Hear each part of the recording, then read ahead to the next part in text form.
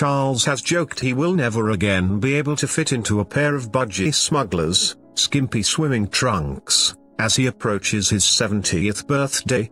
Speaking at an event in Brisbane attended by people celebrating the same milestone this year, the heir to the throne said he knew only too well the strange feeling of disbelief at reaching that age.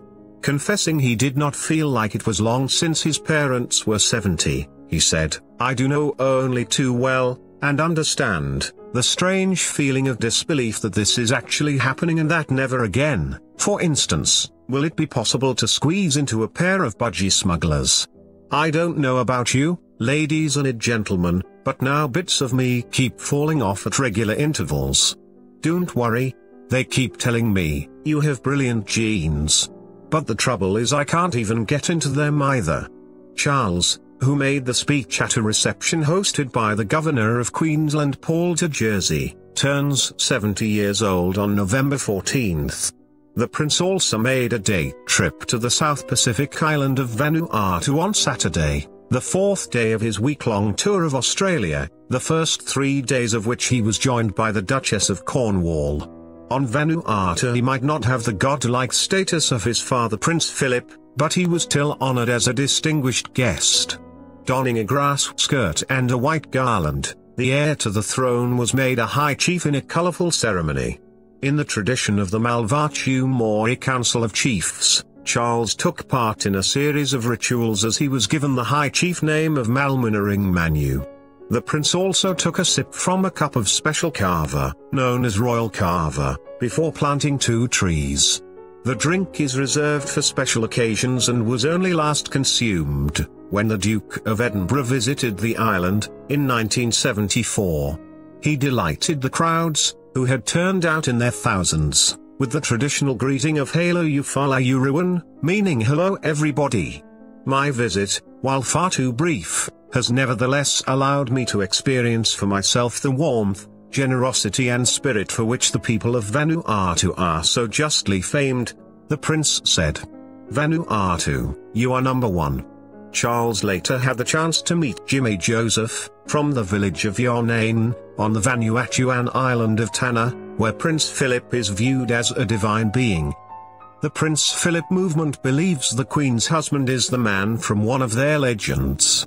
Charles warmly shook Mr. Joseph's hand as he was presented with a gift.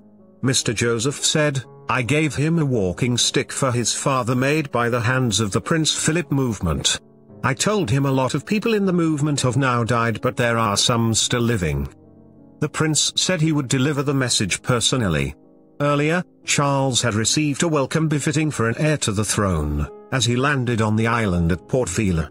Greeted by the locals in traditional dress and with painted faces, the prince smiled and waved as he walked across red ceremonial mats, one of the most deeply respected aspects of Vanuatu's traditions.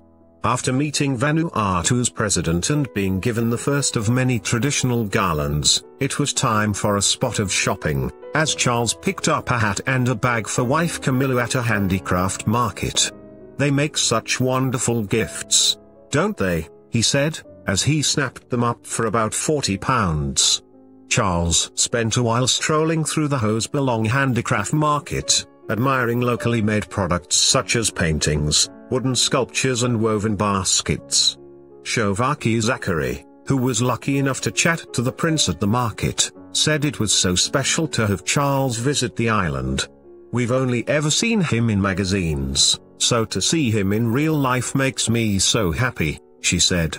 Charles also visited Port Vila Central Hospital, which suffered extensive damage when Tropical Cyclone Pam hit in 2015, and praised the fantastic recovery effort funded by the Australian government, including the refurbishment of operating theatres and the laboratory. The prince will now fly on to Cairns before finishing his trip in Darwin. He has emphasised his fondness for Australia, which he first visited 52 years ago.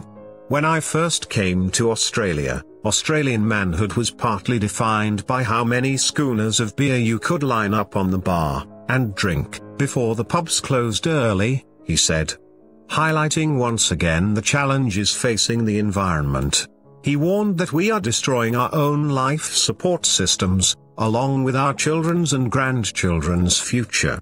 Describing Australia as an example for us all, Charles hailed Aussie values as a force for good. He added, amidst all this, the Aussie character that is so exemplified by the concept of fairness, and fair go is what I believe the world needs so desperately and so urgently, a fair go for people, our planet and for nature herself.